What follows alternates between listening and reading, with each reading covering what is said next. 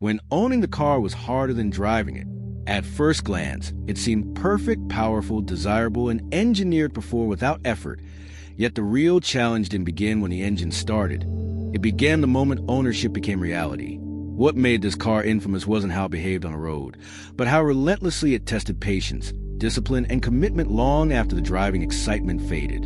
To understand why owning this car became harder than driving it, we need to go back to a time when manufacturers chased exclusivity without fully accepting the responsibility that comes with it, when rarity was treated as a feature rather than a burden, and when complexity was mistaken for sophistication. This wasn't just a machine, it was an obligation.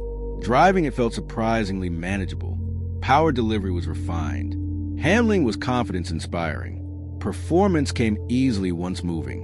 But living with it was another story entirely. Every component existed at the edge of tolerance. Service intervals were unforgiving. Maintenance required specialists, not mechanics. Simple issues escalated into expensive delays. Parts were scarce. Diagnostics were proprietary. Solutions were rarely immediate. Owners learned quickly that convenience had never been part of promise. The car demanded planning long. Before each drive, warm-up routines mattered. Cooling cycles couldn't be rushed. Improper use carried consequences that arrived weeks later, quietly and expensively. What shocked many buyers was how little sympathy the car had for neglect. Miss a service window, and problems multiplied. Ignore warning signs, and costs escalated. The machine didn't adapt to lifestyle.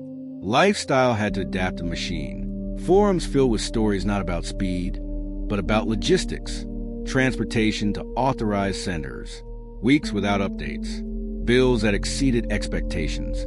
Yet owners stayed, not because it was easy, because difficulty became part of identity.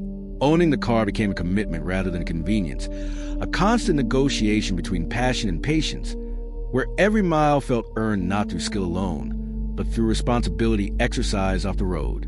And that responsibility would soon redefine what ownership actually meant.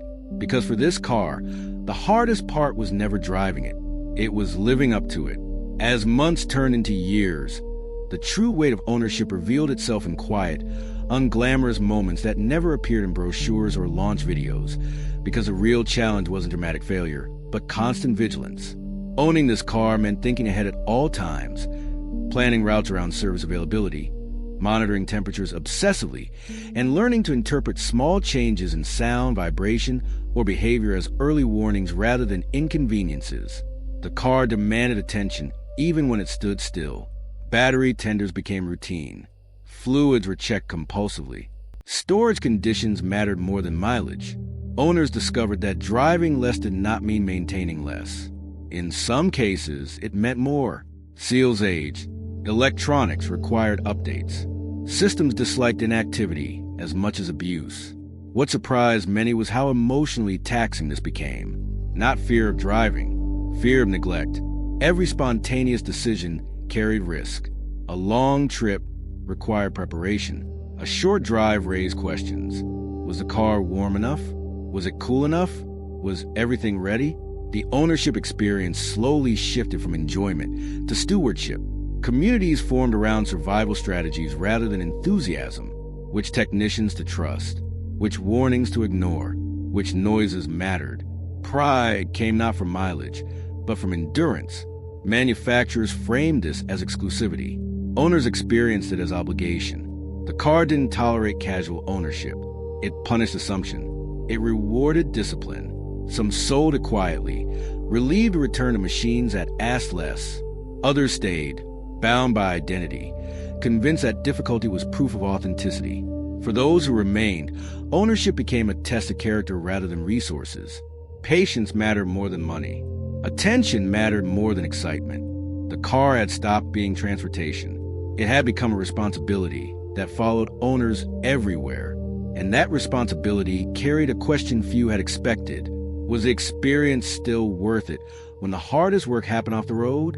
That question grew heavy with time, because as the novelty faded, ownership revealed its true cost not in currency alone, but in mental space, routine, and constant negotiation with reality. The car demanded to be considered before weekends, before travel, before weather, and before mood, turning what should have been freedom into a series of calculated decisions that quietly reshaped daily life. Owners began structuring their schedules around the machine. Vacations were planned around service intervals. Social plans shifted based on storage conditions. Even garages were redesigned to accommodate its needs. The car became the fixed point. Everything else moved around it. What made this difficult was that the driving experience itself never stopped being rewarding. Behind the wheel, all the effort made sense. The balance, the response, the feeling that the machine was alive and precise. That contrast created conflict. Driving felt like a reward. Ownership felt like work. Some owners described it as a relationship that demanded constant reassurance, where neglect was punished and commitment was tested continuously. They didn't resent the car. They resented the expectation that passion should justify inconvenience forever. Small failures accumulated psychologically. A delayed part, an unexpected warning. Another week without updates. Each incident chipped away at spontaneity. The car no longer asked, "Where do you want to go?" It asked, "Are you prepared?" That shift changed how owners spoke about it. They stopped using words like fun and started using words like worth it. And worth it is a question, not a statement. For many, the breaking point wasn't a major failure. It was fatigue. The realization that joy should not require constant management, that excitement should not feel like responsibility, and that admiration should not depend on tolerance. Those owners let go, not angrily, but quietly, relieved to reclaim mental space they hadn't realized was gone. Others stayed, but with a changed mindset. They accepted that the car was not a possession. It was a project. Ownership became about caretaking rather than enjoyment, preservation rather than use, and legacy rather than experience. They weren't driving it for themselves anymore. They were maintaining it for the idea of what it represented. And that realization set the stage for the final truth. Because when owning the car becomes harder than driving it, the machine stops being a tool of freedom and becomes a test of devotion. In the end, the car didn't fail its owners through breakdowns or disappointment, but through a quiet inversion of purpose, when a machine that was meant to deliver freedom instead demanded constant sacrifice. It revealed that exclusivity without empathy eventually becomes a burden, and that complexity, when left unmanaged, turns passion into obligation. This car forced an uncomfortable reckoning. It showed that driving pleasure can survive difficulty, but ownership cannot survive imbalance forever. That excitement fades when vigilance replaces spontaneity, and that admiration erodes when responsibility never rests. Manufacturers learned from this story, even if they never admitted it publicly. Later designs simplified maintenance. Service networks expanded. Ownership experiences were engineered with as much care as performance figures, not because buyers asked for it loudly, but because this car proved what happens when they don't. Today, this machine is remembered with respect, not regret. It represents a moment when ambition outran support, when brilliance on the road was not matched by empathy off it. Collectors still chase it, drivers still admire it, but they do so with clearer eyes. Because this car taught a lesson that reaches far beyond automotive culture. That difficulty can be meaningful, but only when it serves a purpose.